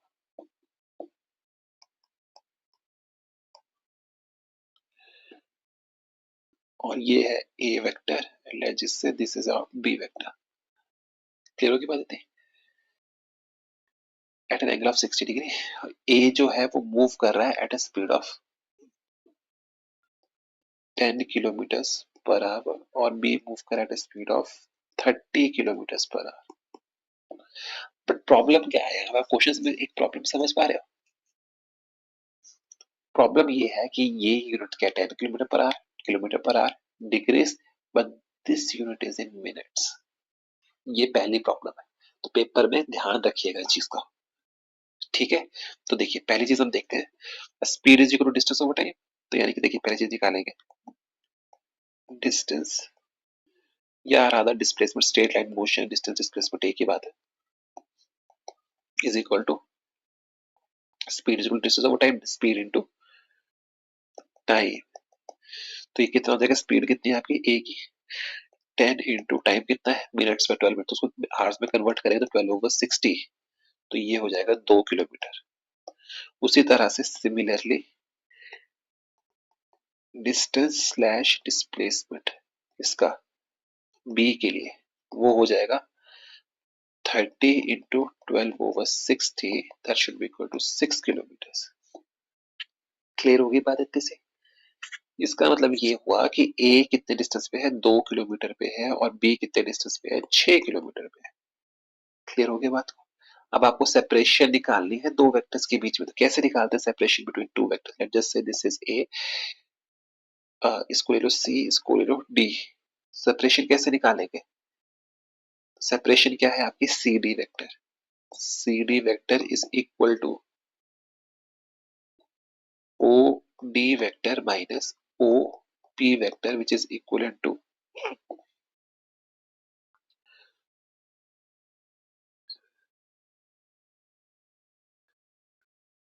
which is equivalent to b vector minus a vector which is equal to b vector plus minus a vector लिखा जा सकता है। तो बस फिर दोनों के बीच में एंगल 60 डिग्री है, तो आप फॉर्मूला लगा दीजिए, r is equal to under root of B square plus A square minus 2ab cos theta. आपको कंफ्यूजन ना हो इसलिए क्या करते हैं, इसको आप b ले लीजिए, इसको आप a ले लीजिए, ताकि बाद में आप ये ना बोले कि क्या हो रहा है। तो इसको a हो जाएगा, ये b हो जाएगा। क्लियर होगी बात। तो ये ए हो जाएगा, ये बी हो जाएगा। बस सॉल्व कर दीजिए। थीटा की वैल्यू 90 डिग्री है, सॉरी थीटा की वैल्यू 60 डिग्री है, वैल्यू को सब्स्टिट्यूट करेंगे 2√7 किलोमीटर पर आवर। जब मैंने क्वेश्चन सॉल्व किया था, मैंने पहली बार में गलती क्या कर दी थी, मैंने डिस्टेंस डिस्प्लेसमेंट के चक्कर में मैं ये फॉर्मूला लगाना भूल गया था। तो पेपर में आप भी ये गलती कर सकते हो, तो बचिएगा इस चीज से। समझ के बात। चलिए नेक्स्ट क्वेश्चन में चलते हैं।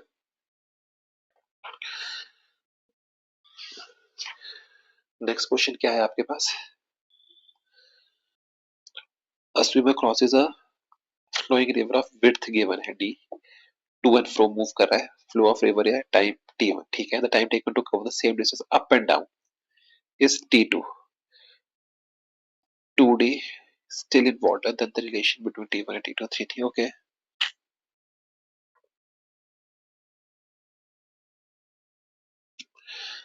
कोई दिक्कत नहीं है, इजी क्वेश्चन है, ठीक है। देखिए, ये क्वेश्चन में जो आपको ये चीज कहने की कोशिश कर रहा है कि जब वो टू एंड फ्रो मूव कर रहा है, यानी कि जब वो ऐसे और ऐसे मूव कर रहा है, ऐसे ऐसे मूव कर रहा है, तो कितना टाइम लग रहा है उसको? t1 लग रहा है डिस्टेंस d कवर करने में।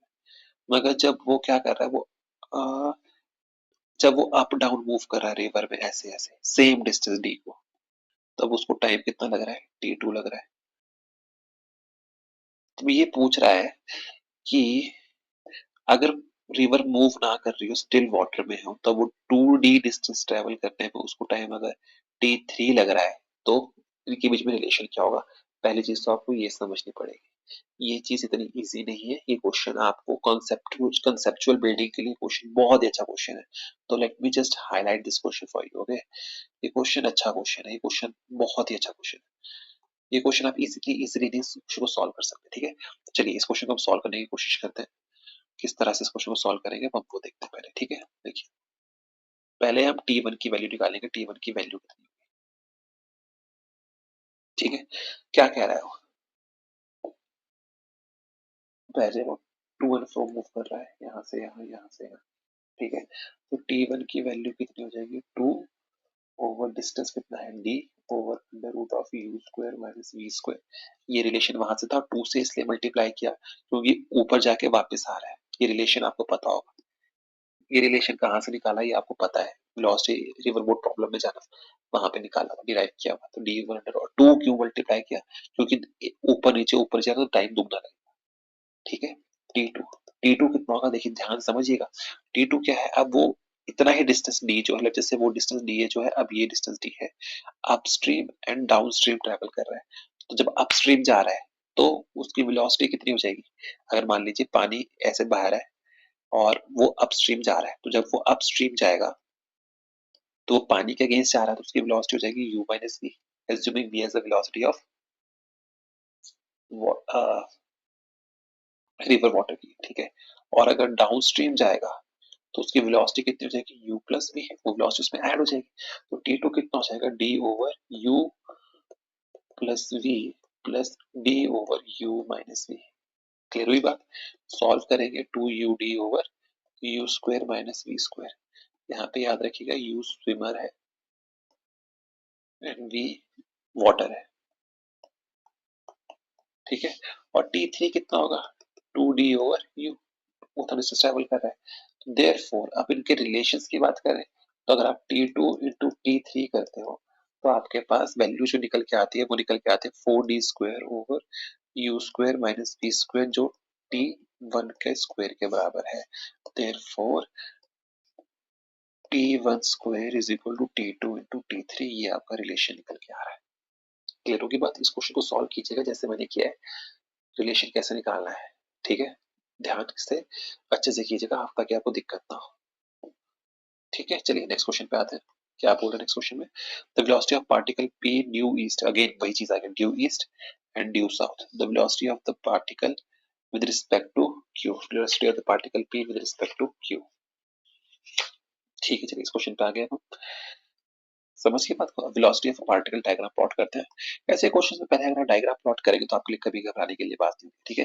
The velocity of particle p due east is 4 metre पर second, it is equal to 4 meters per second, and then again q is 3 meter per second due south, it's 3 meter per second due south. But we are required to calculate is, what we have been asked in this question is, we are required to calculate the velocity of This is your P and this is Q. We are required to calculate the velocity VPQ. Relative velocity निकालनी, that is equal to Vp minus VQ vector. कैसे निकालेंगे? देखिए अब आ गया question समझ में. I hope अब आप क्वेश्चन सॉल्व कर पा रहे हो. नहीं कर पा रहे कोई दिक्कत नहीं, अभी हम इसको सॉल्व करते. देखिए ये आपके पास गिवन है and you are required to calculate this velocity, but the question is here is we are dealing in two dimensions. तो टू डायमेंशन में डील कर रहे थे हम, डायरेक्टली प्लस माइनस नहीं कर सकते. We have to go with vector vector addition के साथ चलना पड़ेगा. ठीक है. So this is your 4 metre पर second and this is your 3 meters per second, but we are required to have vq is equal to -3. हमें v इसको मैं कैसे ले सकता हूँ? vpq is equal to vp plus minus of vq. So that means we have to add minus of vq. तो vq को उतना ही आप बैकवर्ड डायरेक्शन में प्रोड्यूस करेंगे, -3 मीटर पर सेकंड, और ये उसका रिजल्टेंट आ जाएगा.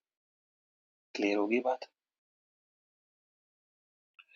vpq क्लियर होगी बात? तो जब आप इसको सॉल्व करेंगे तो आपके पास vpq will be equal to under root of 4 square plus 3 square, because angle is 90 degree, that's going to come out to be 5 meter per second, and theta will be coming out to be tan inverse of 3 over 4. अब देखिए question में दिक्कत क्या है.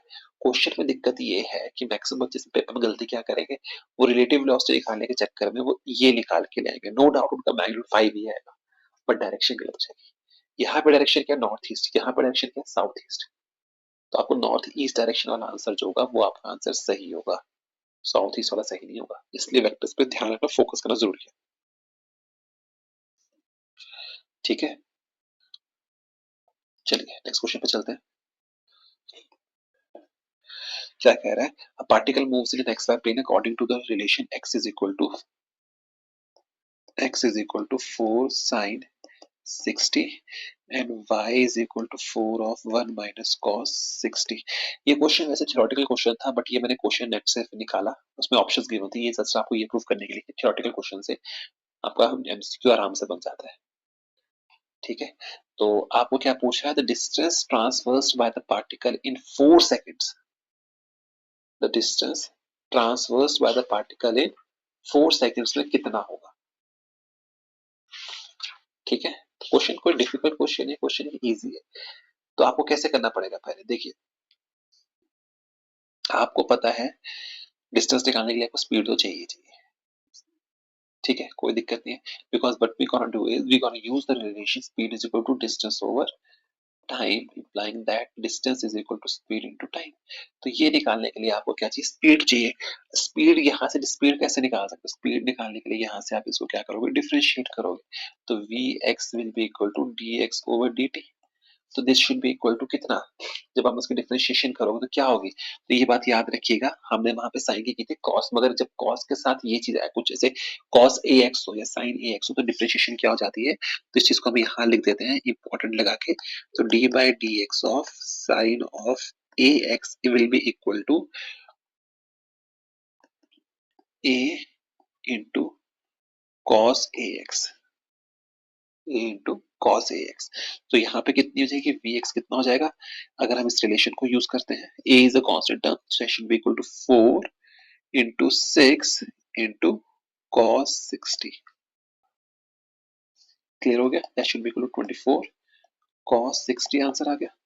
वैसे ही अगर आपकी डिफरेंशिएशन होगी कि d over dx of cos of ax, cos की क्या होती है? Minus sign. cos है नहीं ना यहाँ पे, cos अलग फॉर्म में cos 60 है. ठीक है. जब आप उसको करोगे तो आपके पास आंसर निकल के आएगा V Y will be equal to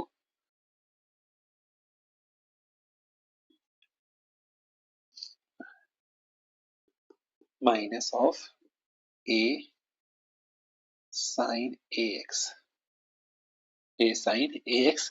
तो यहाँ पे अगर हम करते हैं इसे D Y over D T, so it should be equal to, इस चीज को कर लीजिए, ओह सॉरी, ये चीज आपको याद रखनी है. ये इसके लिए है और ये यहाँ से ये इकट्ठा है. तो वैल्यूज को सब्स्टिट्यूट करेंगे, आपके पास आंसर निकल के आएगा. ये भी कितना निकल के आता है? 24 साइन 60. क्लियर होगी? वेलोसिटी की वैल्यू कैसे निकलेगी? Under root of V X square plus we Y का स्क्वायर। तो इसको सॉल्व करेंगे, मैं आपके लिए सॉल्व कर देता हूँ क्योंकि आपको दिक्कत ना होता कि। तो should be like 24 square cos square 60 plus 24 square sin square 60। So 24 square common लेके अंडर रूट से बाहर आ जाएगा 24 root of cos square 60 plus sin square 60, ये आ गया। अब हम यहाँ पे रिलेशन यूज करेंगे क्या, using sin square a plus cos square a is equal to 1। तो आपके पास आंसर निकल के आ जाएगा 24 मीटर्स पर सेकेंड। क्लियर होगी बात आपको? तो यानी कि distance is equal to speed into time.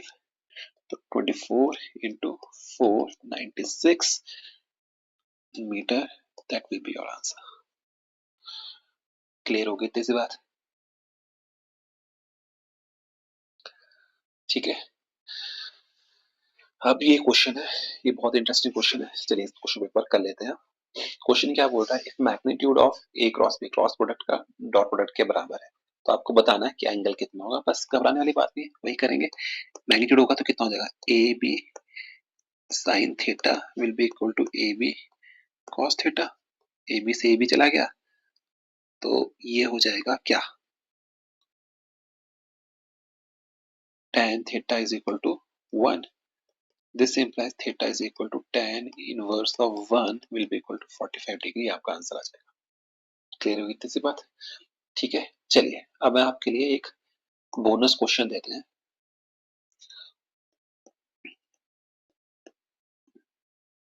Bonus question ना लेके इसको आप एक न्यू कॉन्सेप्ट की तरह डील करते हैं, न्यू कॉन्सेप्ट की तरह डील करते हैं। आई होप ये आपको आता भी होगा, आपने कहीं और भी सीखा होगा, बट मैं एक बार फिर भी अपने बिहाफ पे चीज को आपको सिखा देना चाहता हूँ। ठीक है, ये चीज आपके काम आएगी फोर्सेस में, इलेक्ट्रिसिटी एंड मैग्नेटिज्म में, या जब हम उसकी बात करते हैं। ठीक है, मैग्नेटिक फील्ड्स के बारे में बात करते हैं, वहां पे एक रिलेशन आपके पास निकल के आता है, F vector is equal to I L vector cross B vector. ये रिलेशन आपको पता है, सबको पता है। ठीक है, अब देखिए वेक्टर्स किस तरह से काम करते हैं। ठीक है, आपको बोले कि B vector is upwards, upward हमने क्या सीखा, तो प्लस के कैप लगाएंगे, यहाँ पे सिर्फ डायरेक्शन निकालना सीखेंगे हम। ठीक है, और जो आपका लेंथ एलिमेंट है एल वेक्टर है, let just say that is along minus I cap, minus I cap है। आपसे पूछेगा फोर्स कहाँ पे लगेगी, फोर्स कहाँ लगेगी, तो हम कैसे लगाएंगे, डायरेक्शन की बात कर रहे हैं सिर्फ, आई इंटू माइनस आई कैप इंटू के कैप, माइनस आई कैप इंटू के कैप। वैल्यू हम सिर्फ वैल्यू तो डायरेक्शन निकाल रहे, तो हमने कल क्या पढ़ा था, आई जे एंड के, आई से जे से के से यहाँ पे। तो अगर मैं आई से के जा रहा हूँ तो मुझे क्या मिलेगा, हम ऑपोजिट डायरेक्शन में जा रहे हैं अभी, आई से इधर जा रहा हूँ, अगर हम ओरिजिनल डायरेक्शन में जाते तो पॉजिटिव मिलता, बट अगर मैं इस डायरेक्शन के ऑपोजिट जा रहा हूँ तो मुझे क्या मिलेगा, माइनस जे। तो F vector will be equal to I of minus, जो पहले वाला माइनस जे कैप, ये कट गया, तो यानी कि फोर्स किस डायरेक्शन में लगेगी, प्लस वाई एक्सिस पे लगेगी। आई होप ये पॉइंट आपको क्लियर हुआ होगा, नहीं होगा तो कोई दिक्कत नहीं, हम और कोशिश करेंगे, बट ये वेक्टर्स का यूज है। वरना आप राइट हैंड थंब रूल या लेफ्ट हैंड थंब रूल या जो भी आप रूल्स लगाते हो, आई डोंट नो कैसे करते हो, बट अगर आप, मैं पर्सनली इस वेक्टर में बिलीव करता हूँ, this is what I have been teaching for so many years, कि अगर आपको वेक्टर्स आते हैं तो आपको किसी भी रूल्स की जरूरत नहीं होती, आप वेक्टर्स के थ्रू हर चीज को सॉल्व कर सकते हो। ठीक है, सो इसी चीज के साथ हम आज के लेक्चर को एंड करते हैं, एंड आई होप आपको लेक्चर पसंद आया होगा, आपने कुछ अच्छा सीखा होगा। और मैं आपको प्लीज ये बात फिर से रिपीट करना चाहता हूँ, घबराइए मत, आराम से सिलेबस कवर करेंगे, सिलेबस भी कवर होगा, बस प्रोवाइडेड कंडीशन ये है कि आप मेरे साथ साथ चलते रहिए। 100 दिन से पहले ही हमारा सिलेबस खत्म हो जाएगा, अच्छे से करेंगे, बहुत अच्छे से करेंगे, और उसका तरह से क्वेश्चन से करने और कुछ नहीं करना है। अभी मैं सिर्फ आपकी कॉन्सेप्ट बिल्डिंग कर रहा हूँ, और आप देखिए मई तक पेपर है, अगर आप मेरे हिसाब से चलेंगे आप तब तक पता नहीं कितनी बार सिलेबस को रिवाइज कर चुके होंगे। ठीक है, सो पैनिक नहीं करना है, अच्छे से कीजिए। अब जैसे हमने आज ये कर लिया, तो आपका आज का टारगेट क्या है कि आप जितने भी आपकी रेफरेंस बुक है उसके सारे क्वेश्चन आप कर दीजिए, ताकि आपको दिक्कत ना हो, आपको सारे क्वेश्चन आते हो, ताकि जब हम रिविजन करना शुरू करें तो आपको परेशानी ना हो। एंड इसी उम्मीद के साथ कि आप ये सब कुछ करेंगे, आई होप आपका अच्छे से तैयारी करेंगे। ठीक है, so I just want say one thing, please like share subscribe कीजिए, क्योंकि मैं देख रहा हूँ लोग आ रहे हैं, देख के जा रहे हैं बकायदा, क्योंकि जब एनालिसिस होती है यूट्यूब पे जो एनालिसिस आपके वीडियोस की भेजते हैं, तो दिख रहा है मुझे कि बच्चे आ रहे हैं, देख के जा रहे हैं, प्रॉपर्ली वीडियो को पूरा का पूरा देख के जा रहे हैं, but still you are not liking and subscribing. देखिए, मैं मानता हूँ मुझे लाइक्स एंड सब्सक्राइब की जरूरत है, बट मैं अपना वे ऑफ टीचिंग चेंज नहीं कर सकता, ठीक है? सो आप प्लीज लाइक, मतलब मुझे सपोर्ट करना चाहते हैं, please like share and subscribe कीजिए, दैट्स ऑल आई वांट। इसके अलावा मुझे कुछ नहीं चाहिए, दैट्स इट। प्लीज इसी उम्मीद के साथ कि आप करेंगे, एंड आई होप आपको ये लेक्चर आज का पसंद आया होगा, आपने कुछ अच्छा सीखा होगा। इस लेक्चर को एंड करते हैं। So good bye, take care and best of luck.